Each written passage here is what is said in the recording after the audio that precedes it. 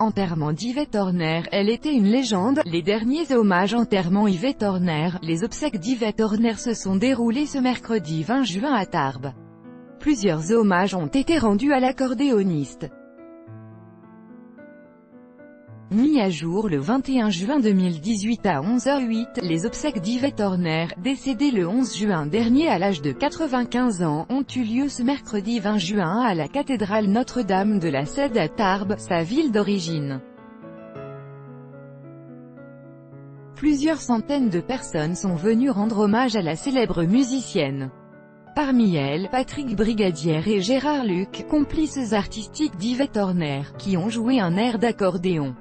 C'est ensuite l'écrivain Christian Laborde qui a poursuivi les hommages.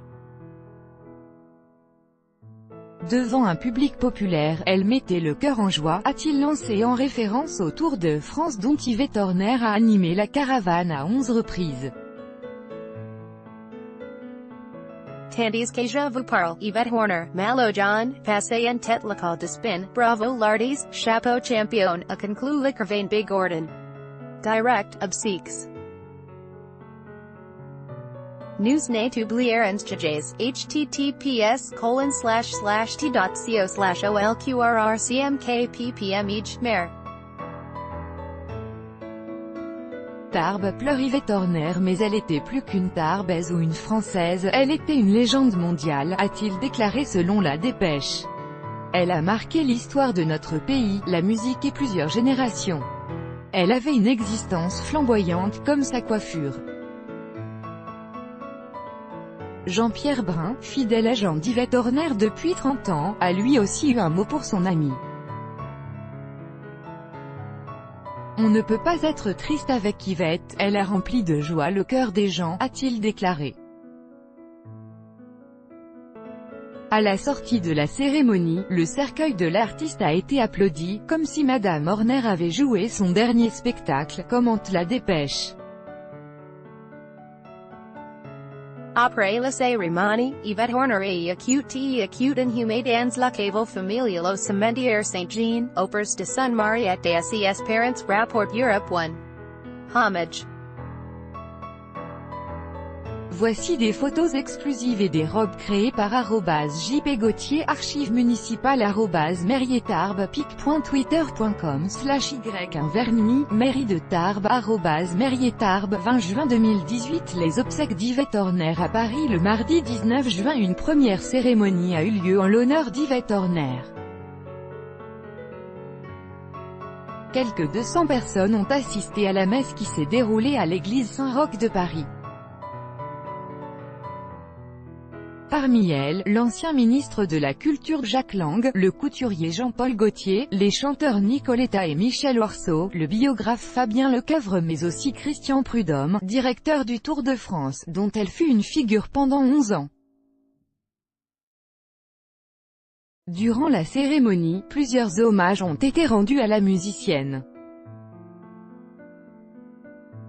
Jean-Paul Gaultier, qui avait conçu les derniers costumes de scène d'Yvette Horner et dont elle a été une égérie, a salué « une personne magnifique, une vraie excentrique avec un talent de folie et un incroyable sens de l'humour », rapporte Le Parisien. Avec son accordéon, Yvette a accompagné mon enfance. Yvette, c'était de l'amour, tout simplement, a-t-il ajouté à l'AFP. Jean-Pierre Brun, manager et éditeur de la musicienne, lui a aussi rendu un vibrant hommage. L'homme s'est dit certain qu'elle va désormais faire valser les anges au grand bal dans les nuages. Dans un message lu pendant l'office, l'accordéoniste Richard Galliano, en tournée à l'étranger, a quant à lui dit « au revoir » à sa reine de musette et de musique. Photo. Jack Lang, Jean-Paul Gaultier. L'hommage des stars aux obsèques d'Yvette Horner. https://t.co/dpvq6simpic.twitter.com/udub3id, Téléstar, @téléstarmag. 19 juin 2018. Yvette Horner. Jeune Yvette Horner est née à Tarbes, Hautes-Pyrénées, le 22 septembre 1922. La jeune fille a bercé très jeune dans le monde de la musique, grâce à ses parents. La musicienne affirmait d'ailleurs avoir été élevée à coups de biberon et de symphonie. Fille de mélomane, elle grandit au Théâtre des Nouveautés de Tarbes, où vivent ses parents. Yvette Horner, de son vrai nom Yvette Horner, commence à apprendre à jouer du piano à l'âge de 4 ans.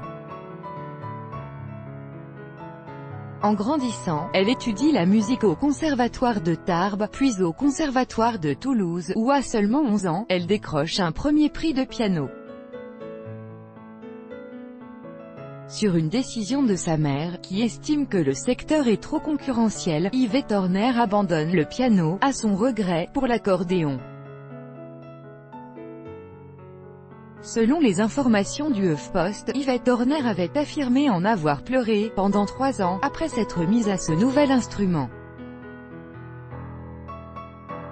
Yvette Horner et l'accordéon, une histoire d'amour. Je n'ai qu'un seul souhait, que le ciel me donne la force de continuer à jouer de l'accordéon, et du piano bien sûr, jusqu'au bout.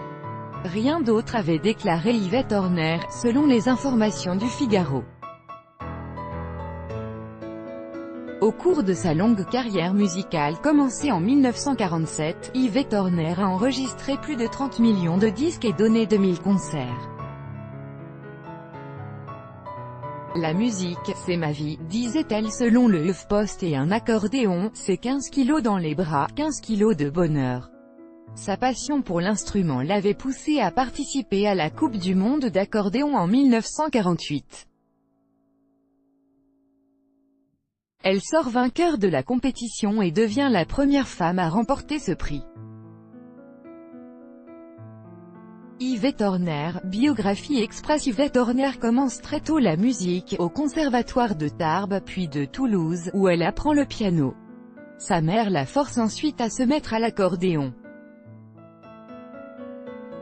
En 1948, elle remporte la Coupe du monde de l'accordéon puis, 2 ans plus tard, le Grand Prix du disque de l'Académie Charles Cros pour son album « Le Jardin secret d'Yvette Horner », qui mêle piano et accordéon. De 1952 à 1963, elle est présente sur les différentes éditions du Tour de France, où elle joue à l'arrivée des étapes. Elle devient une artiste populaire. Tout au long de sa vie, elle s'essaiera à différents styles, que ce soit le classique, le jazz ou la country. À partir des années 1990, sa carrière prend un nouvel élan. En 1990, Jean-Paul Gaultier conçoit les tenues très branchées pour son spectacle au Casino de Paris. En 1995, son album « Yvette Horner et les Cash » mélange le rock, le rap et le métal. Elle collabore également avec de nombreux artistes, notamment Maurice Béjart sur son ballet « Casse-Noisette » en 1998. Elle joue alors de l'accordéon sur scène, au milieu des danseurs. Elle travaille également avec Julien Doré qui l'invite à jouer sur son album « Bichon », ou bien encore avec Richard Galliano, Didier Loc ou Delio sur son album « Hors Norme » qui sort en 2012. En 2005, Yvette Horner sort ses mémoires « Le biscuit dans la poche » aux éditions du Rocher. La musicienne donne son dernier concert en 2011. Son dernier album, Yvette Hors Norme, sort en 2012.